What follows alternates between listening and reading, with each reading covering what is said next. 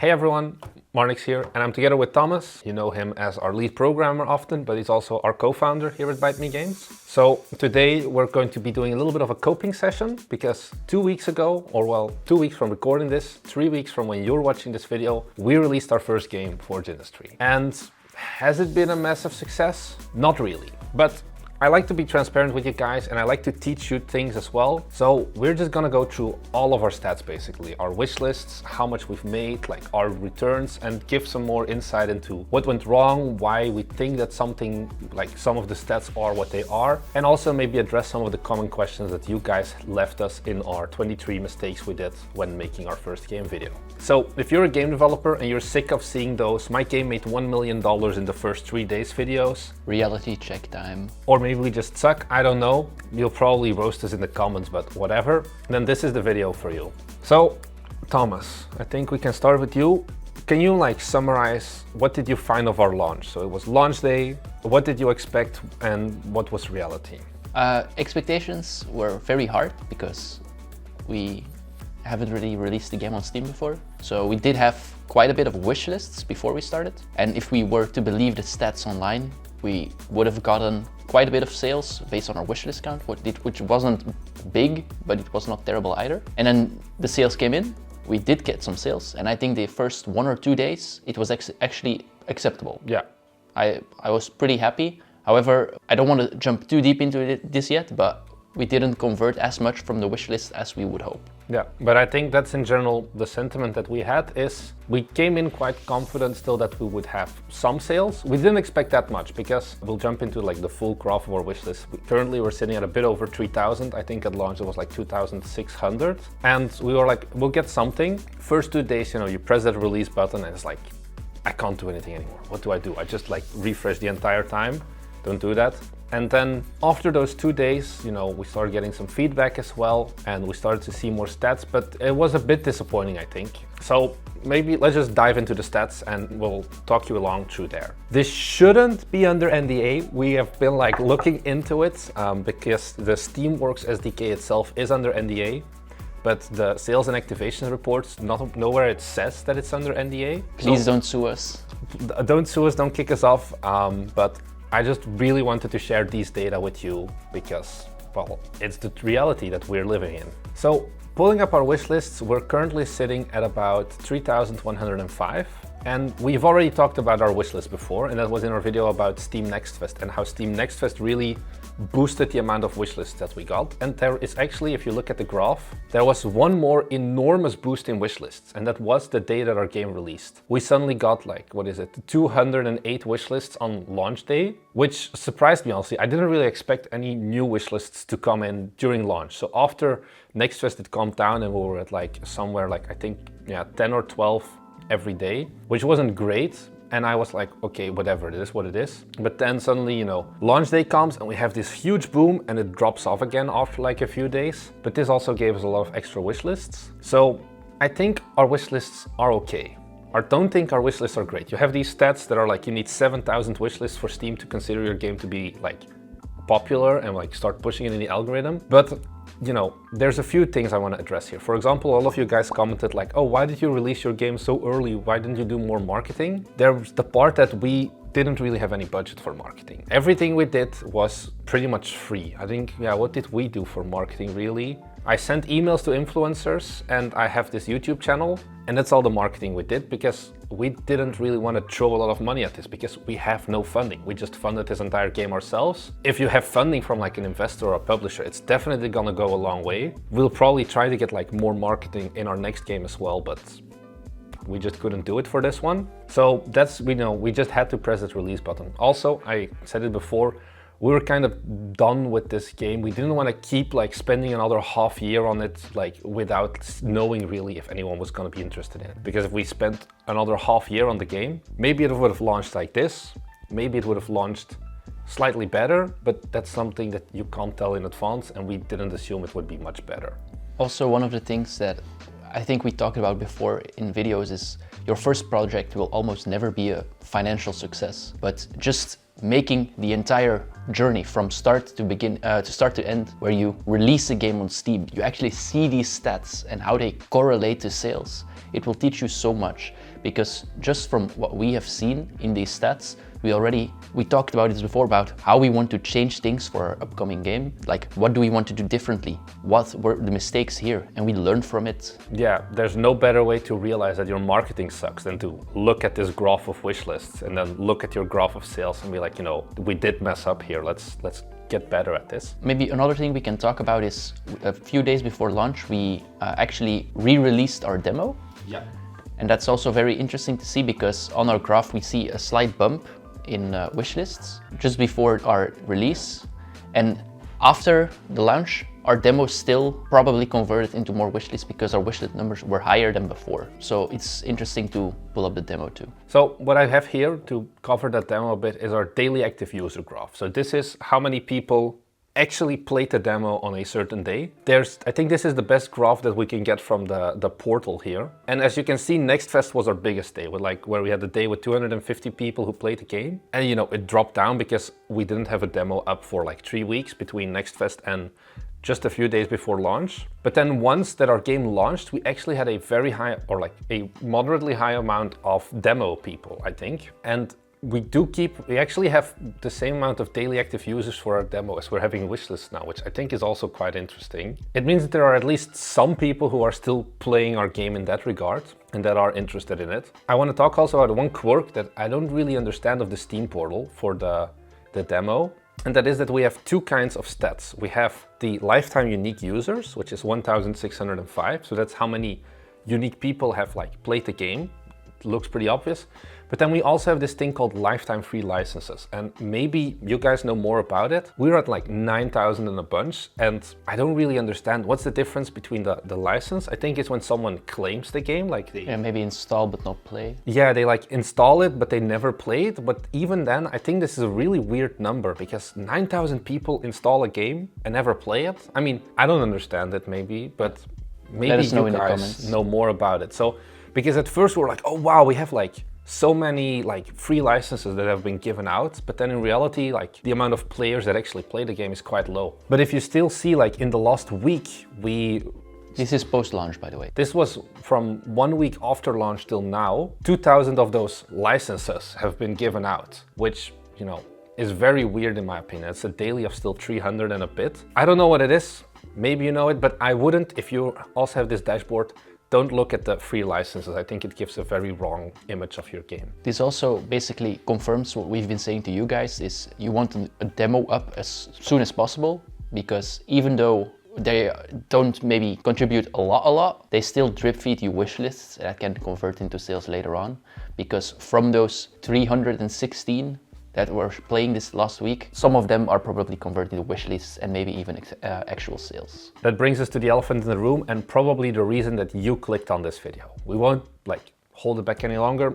This is the exact amount of sales that we've made to this date. So in 2 weeks, we have a whopping 104 sales of a game that is about 16 euros, $17 is the price we have. And then, the conversion. You don't need to calculate, the number is right here on the screen, because whatever, I don't care. But I still want to go through these stats and talk a bit more about them maybe. I think the first one is, what we were surprised by is the conversion rate of wishlists wasn't really there. If you look at GDC talks or any of those talks, they're always 10% of your wishlists convert to sales on day one, and then 20% of your total wishlists at launch convert into your first month sales. We're at 3.5% really right now of sales before refunds even. And we have some ideas where it went wrong actually. There are a couple of reasons. First of all, we launched 2 weeks after Steam Next Fest. First of all, we were going to launch in it, which would have been even worse probably. So that's already a big kicker, because people just spent all their hard-earned money, are probably broke and can't buy the game. Another thing is we didn't start with a launch sale. Yeah, I think this was a very big one as well, that people generally psychologically want to see the green discount button instead of just paying full price immediately. And this is probably also a big mistake on our part to not do this. We were contemplating doing it, and in the end we thought, let's just try without. I think if you launch, just launch with a 10% discount. Give back to the people that, are your hardcore audience and want to support you, so they know that you also care about them. It's also a pretty big thing. Yeah, because now we're looking at when is we're almost in like panic mode right now, being like, okay, when is the next like actual sale that we can join in on and hope to still convert like for those 3,000 wish lists some more people. And then one other reason I think that we didn't really get that many sales is we actually don't have any reviews almost. I think we have 2 reviews from paying customers right now, which is just horrible. And we've been trying to get more people to get reviews, even if they're good or bad. So far it's only good, which I don't really like that much because we're seeing a lot of refunds. We'll get into that in a second, but we don't really know where it is all going wrong. So if you bought the game and you have played it, go and review. I don't care if you just think it's horrible and you just bought it to support us or whatever. Give us some feedback, because actually the way Steam works is until you have 10 reviews from people who have actually bought the game. So they've paid through Steam, they haven't like gotten a key or something. The game doesn't really exist. It's not a valid game in Steam's opinion, and it's not pushed as much in, for example, the discovery queue. It's not put into that, or even it's not even counted in like your total list of games that you have until you have like the 10 reviews and Steam actually acknowledges it. So it's really hard. We're like contacting everyone we know really to be like, play our game, give us a review if you bought it, because we really need it. Yeah. But the problem here is also we went to Gameforce and we actually sold early keys to people, and that means our most diehard audience is basically ineligible to give us reviews. Or they can give us reviews, but the reviews are worthless to Steam because Steam didn't get their 30% cut of it. Yeah, so I think for our next game, we also probably want to early keys, so that actually the real big fans can have access via Steam, so Steam thinks, yeah, you're doing a good job. Yeah, instead we would probably do like an early access demo instead of an actual key to the game, and then let them buy it once the game is out with a launch discount. I think is the better approach. That's our sale number. I want to quickly go through maybe our countries, because there's one thing that I think we did quite well actually in our marketing. Always look at the bright side of life. So we here have our regions, or I think it's more interesting to look at our countries. So the first 2 ones we kind of expected, because there's a very big overlap in, okay, our YouTube statistics is mainly America, and then second biggest country is Germany. So to all the German and American game devs, hello.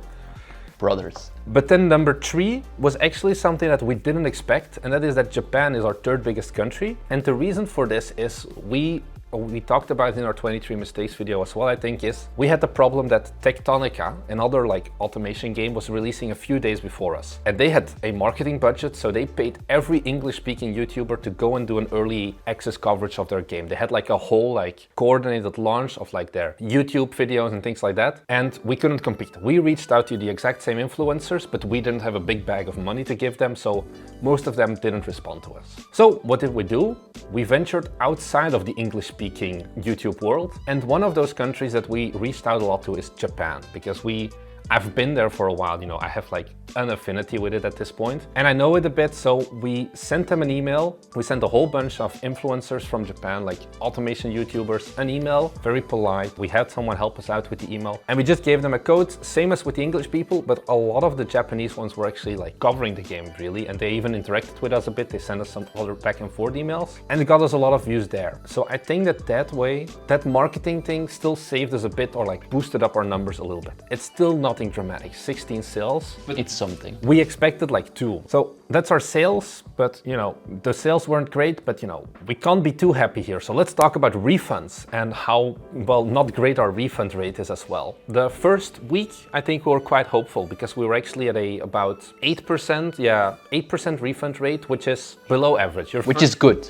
Being below average this time is good. Yeah, so your general, what I find online is a refund rate for your first game between like 12 and 18%. As of right now, you know, we're over that, but that's only gotten very recently. But there's some things that I want to talk about there that, you know, I want to vent my frustration as a developer maybe. And that is that we've got 21 refunded units. So we have the 104 sold minus the 21. And the main reason why people like refunded is because the game is not fun. This is my rant. We have a demo. Why don't you play the demo before you buy the game? Doesn't matter, because at first we were like, oh yeah, we probably have this low of a refund rate because of the demo. We were so good because we put up the demo and people played the game, and if they didn't like it, then they wouldn't buy it. And well, now we just get punched in the face because we were like too eager. And nobody wrote a response to why did they not find the game fun. We also didn't really get any Steam community posts or any other ways of feedback as to what actually isn't fun. So we have no idea really what we have to change. People just don't like it. That's all we know. And of course, we have some ideas. Maybe the genre is not for everyone. I think it definitely isn't for everyone. Can attest to that one.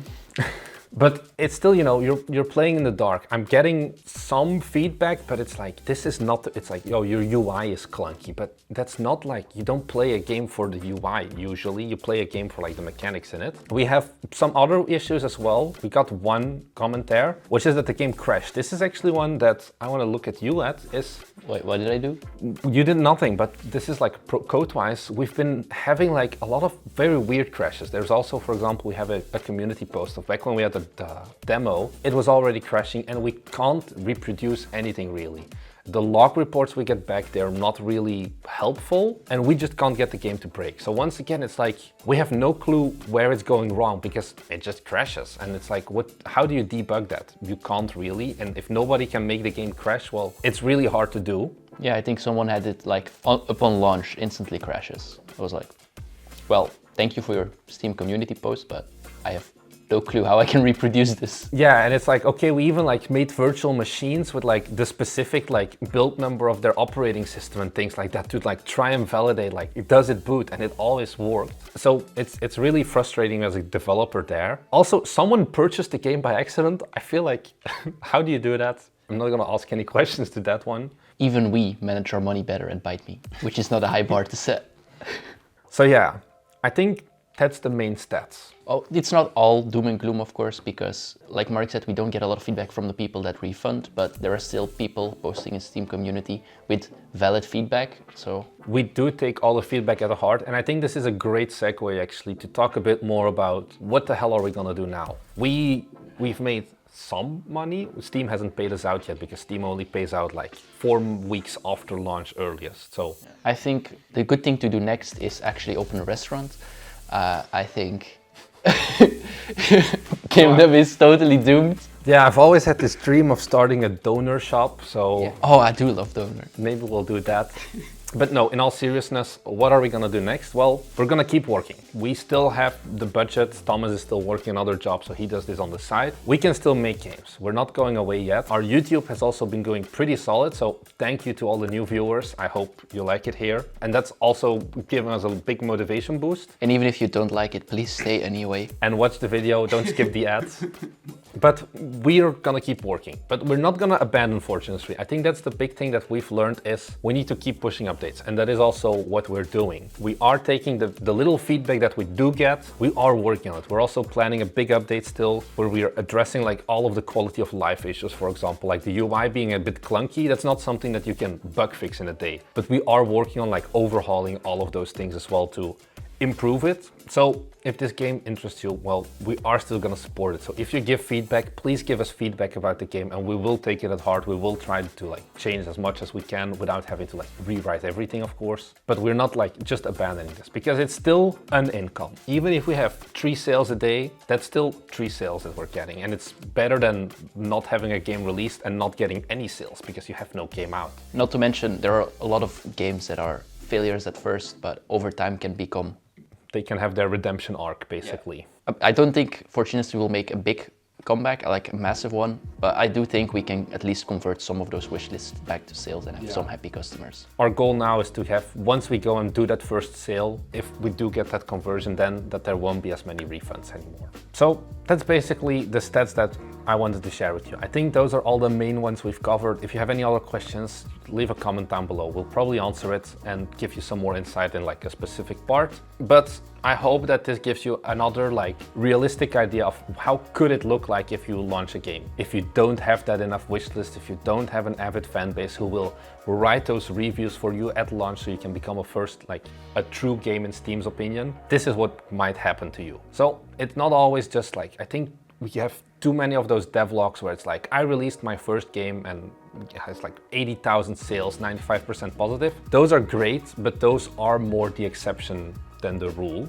I think we're maybe also not the best launch, but we're by far not the worst launch on Steam as well. Even though we only have 100 sales, also keep in mind our game is much more expensive. If you're selling a game that's like $4 versus one that's $17, you'd need to sell a lot more to make the same amount of money.